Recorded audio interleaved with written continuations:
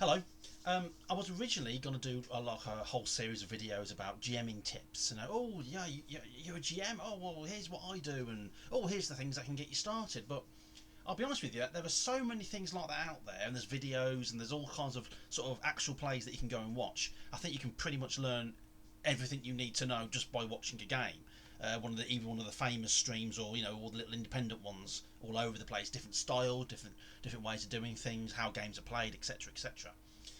So I thought I would do my own version of this and titled it this, or at least I want to introduce it this way. When you first run a game, you're gonna cock it up. When you're first GMing or DMing or refereeing or whatever, or general monitoring your game, your first game ever, even if you've been playing for a while, there's a really good chance it's going to be a massive cock up, and you're going to either be embarrassed, or you're going to be a little bit miffed with yourself, or you're going to be thinking, oh god, why did I even bother, everyone's going to hate me, I'm never going to game again. Fact of the matter is, it's not that bad. Everybody cocks up. When I first started role playing back in 1984, we were doing Red Box Dungeons and Dragons, and I played for quite a while. But what I really wanted to do was find out what the other side of the screen was like. So a little while later, I started getting a bit more involved in DMing, and I was absolutely dire. I literally would tell people what they couldn't do. Oh, I'm gonna leap off the back of this horse, and I'll come down with my two-handed sword and and I'm gonna carve him the orc in two.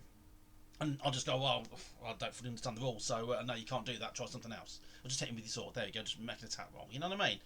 I, I have no idea what I was doing. I had no idea where the story was going. I had no idea about how to run a campaign. I had absolutely no idea about anything. And this was back in the day where role playing was, you had to be sort of explained through the rule book with a little sort of walk through and some explanation. We still didn't know what we were doing. The best way that we learned was joining role playing clubs or other groups and watching how they were doing it.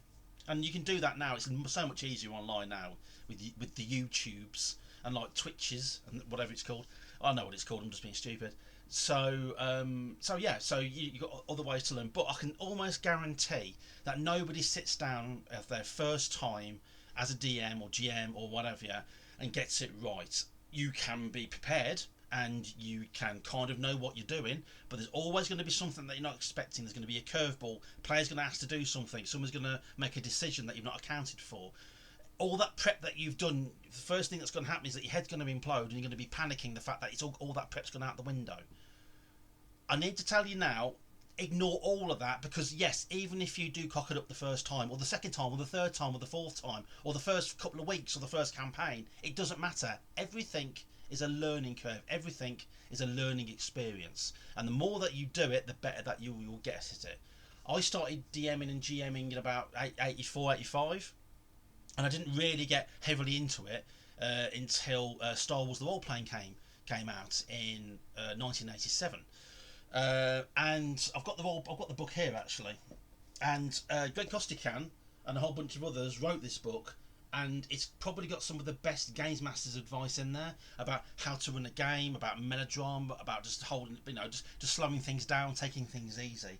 And the great thing about the Star Wars role playing game is the fact that everybody's on the same page because they all know the Star Wars setting and what have you, so that makes life a little bit easier. Some great advice in there, and you'll find some great advice in lots of different places. Again, we come back to finding advice online. So you're going to make mistakes, you are going to cock it up, but don't let it dissuade you. The fact is, you've chosen to DM or GM games. I'm just going to say GM from now on. I'm not going to say and or. You've chosen to GM games for a particular reason. You want to help tell a story. There's just two things that you need to remember. The story isn't yours. The story belongs to the players. You can supply the setting, you can supply the NPCs, you can prep for all of that, but the way the story unfolds is down to the players. If you've got a set story in mind of how things can progress, that's railroading. You're going to be forcing the players into a certain path, and then they're going to get to a point where they realise that they've got no agency, that they've got no choice about where they're going, and they're going to get a little bit sort of disillusioned with the whole thing. That's what was great about old Dungeons and Dragons, was the fact that it was set in a dungeon, so you had a set dungeon map, and that's the way that the players were controlled. They could only move around within the confines of that dungeon. And to be honest with you, probably for your first few games, that's a good way to do it, because you're going to cock up rulings, you're going to forget what rules are, what rules applies to what. Don't worry about any of that.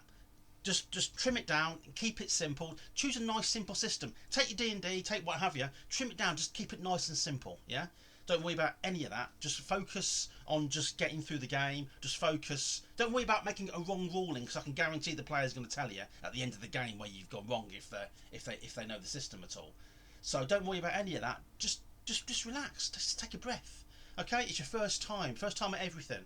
I can guarantee when you went out for the first time on your own in a car, you were a little bit panicking. You were scared that you weren't getting things right. But over time, you get used to certain things. You become to expect certain things from certain players. You know what I mean? There will be players that will try and catch you out, because some people are like that, unfortunately, depending on who you're playing with. Of course, just walk off the duck's back. You're there to have fun as well, yeah? Just remember, you're not there to tell a story. If that was the case, just write a novel. You'd feel much better about it. So there we go. So that's my advice for DMs. You're going to cock it up. Something's going to go wrong. You're going to feel as though you've done a crappy job. There's no avoiding that. It's how you deal with it, and moving forward, you learn from those experiences and you move forward. And I can pretty much guarantee it. At some point, you're going to have that warm interior glow where somebody turns around and says, "Do you know what, mate? That was a really bloody good game. I really enjoyed that." Yeah, and then they come back next week for more. That's when you know that you've hit the mark. So there you go. So that's my GMing advice. So too long didn't listen. You're gonna cock it up. Just deal with it and move on. You'll get good at it at some point. Just keep going. Just keep practicing. And that's the end of that. So thanks for listening. Ta-ra.